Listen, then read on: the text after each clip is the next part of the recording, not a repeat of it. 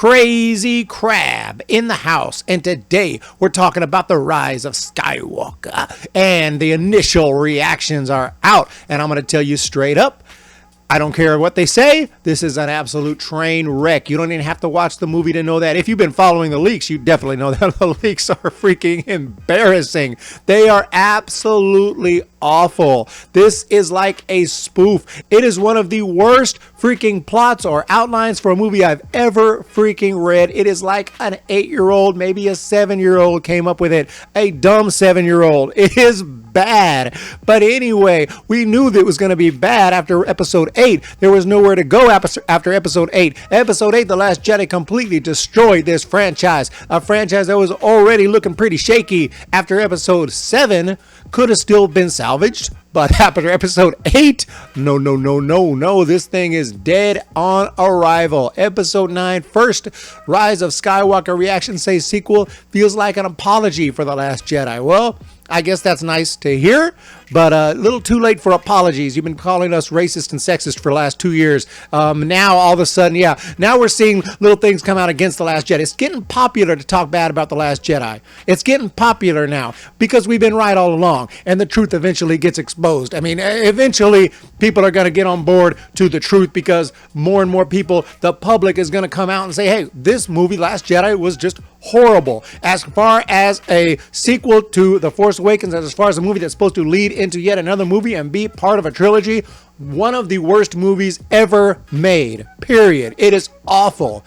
As far as just a popcorn movie experience, it might be okay for some people, but as far as a movie in a trilogy, whoo, it is awful. Absolutely awful. But these leaks for The Rise of Skywalker, dare I say, this one might even be worse. It might be worse. I can't believe I'm saying that.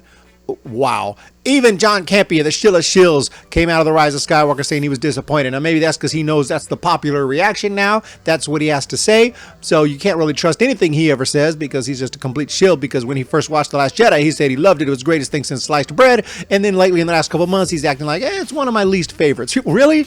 Now he said he can't remember being more disappointed after walking out of The Rise of Skywalker as compared to any previous Star Wars movie. Are you kidding me? This dude came after the prequels for years. He said they were awful. He hates the prequels. They're so bad. And now he's saying he is more disappointed after The Rise of Skywalker than he was after the prequels. Not that anything he says needs to be taken at face value, but still, if that's true, wow. And I was disappointed after coming out of the prequels, but I had no idea. I thought that trilogy was handled poorly. Whoo, I apologize, George Lucas. I had no idea how poorly a Star Wars franchise could be handled.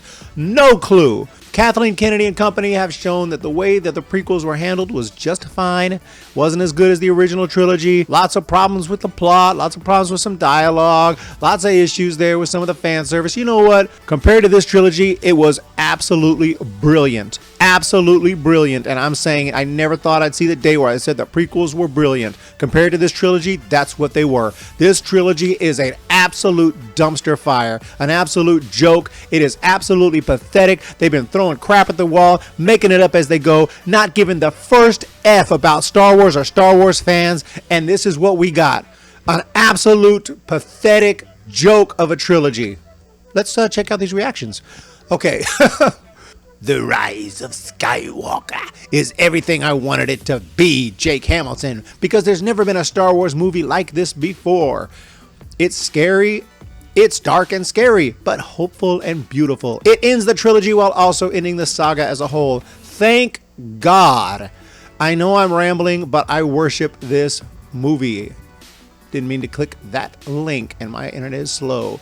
So, moving on. Yeah, this guy loved it. That's what he says. I don't know who Jake Hamilton is, and I don't know what's wrong with him. So let's move on. Eric Eisenberg, there is good in Star Wars The Rise of Skywalker, but there is more that is disappointing. There are a number of choices that just don't track. Fan service that doesn't work. Well, that wouldn't be the first time, and that's not surprising. They don't know how fan service works. They just think they can shove stuff in our face at the last second because we're a bunch of idiots and we'll just fall for anything. Throw back in the Emperor and we'll just flock to the theaters to see it.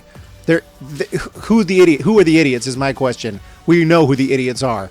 And ignore details that are missed. I'm bummed. Eric, you shouldn't be bummed, you shouldn't be surprised. You did see The Last Jedi, right? I've seen Star Wars The Rise of Skywalker. It's a lot. There's a lot I like and some I loved, but overall my feelings are pretty mixed. It felt like an apology for The Last Jedi. In some ways, a sequel to The Force Awakens. No surprise, because J.J. Abrams directed The Force Awakens, and now he's directing this one, and he had absolutely nothing to do. I don't care what anybody says. He had nothing to do with The Last Jedi. He might have had a producer credit because he made the characters, but he didn't have nothing to do with The Last Jedi. The Last Jedi was all Rian Johnson, and Rian Johnson wanted to do nothing but subvert expectations and surprise everyone on every turn and shock everyone on every turn and have his own movie and completely ignore the previous movie, not to mention ignore the movie that would come after it. That's simply what happened, and it is garbage. It is the most garbage movie I've ever freaking seen. And I've seen the Emoji Movie, and The Last Jedi's worse. Moving on. Rise of Skywalker's rocky at the start, but ultimately they had a pretty darn good time at the movies. It's a whole lot of movie that tick a lot of boxes. That's pretty much what Lucasfilm specializes in, ticking boxes. See, we got our Asian, we got more female, we got all the white men are bad. Check that box. See, we got our black representation, got that.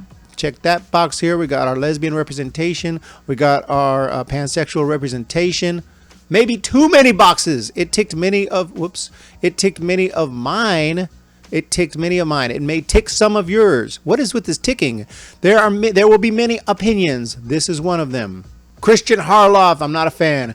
Lot to take in with Rise of Skywalker. It is the big adventure, lightsaber adventure I hoped for. A few things I still wonder if was necessary, but it was a very satisfying end to this new trilogy. Just the perfect statement right there, right in the middle. You're just kind of pleasing everybody here. Very nicely written there, Christian. I like that. This is an absolute dumpster fire. This is an absolute joke. I'm not giving Lucasfilm, Disney a freaking penny. Sorry, I'll watch this someday out of curiosity. I'm not giving them a penny. They don't deserve any. They've called us names. They've called us not just names. Call me stupid, I'm fine. Call me whatever you want.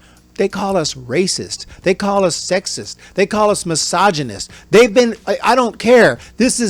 These last 2 years have been absolutely insane after that Last Jedi piece of shit movie and the way they've treated the fans over and over and over. And now at the last minute, they want to throw this crap together and throw the Emperor in, then give us trailers that actually look good right there at the end. But you couldn't bring back Luke Skywalker no matter how much you wanted to because he's dead. Stupid ass motherfucker. Okay, I gotta go before I get mad. This is an absolute joke. I've been off the wagon, that's why I don't talk about it. But I've been following the leaks, and I've been laughing at the leaks, and I'm gonna laugh at this movie, and I hope it absolutely bombs because they have absolutely destroyed one of the greatest IPs in film, if not the greatest IP in film history.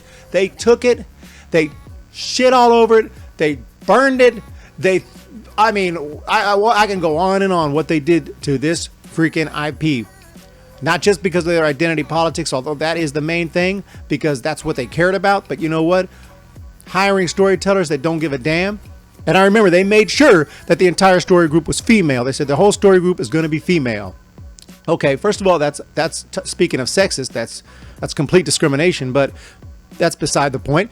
There are definitely plenty of females who are perfectly capable of writing good Star Wars material. But did they go find those people? You want to make a story group that's all female? Go for it. But why? Why are you discriminating, first of all? And the reason why is because you don't care about Star Wars. You're not going to find females who care about Star Wars and who are good writers. You're going to go find feminists who are in line with your agenda, who don't give a first F about Star Wars. And you're going to find directors that are going to stand in line with you and do what you want them to do. And you have absolutely, and I'm talking to Kathleen Kennedy, she has destroyed this franchise. And as far as I'm concerned, these new movies, this new trilogy, these are absolute fan fiction. And this is crap fan fiction at that. They are not canon whatsoever. I don't care if they got Mark Hamill in there. All due respect to all the original actors. This is bull crap fan fiction, and it's garbage. My name is Crazy Crab. Y'all have a fantastic day.